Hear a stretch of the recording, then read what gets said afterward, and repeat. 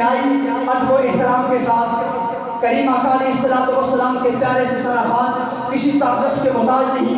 गुजारिश करता हूँ हाफिज़ कारी मोहम्मद रिजवान कुरैशी साहब से वो तशरीफ लाएं और बारगाह मुस्तफ़वी में गुलाए अक़ीदत के फूल के साथ फरमाएं। नाराए तकबीर, नाराए रिसालत, नाराए तहक़ीक़, नाराए हैदरी, नाराए गौसिया।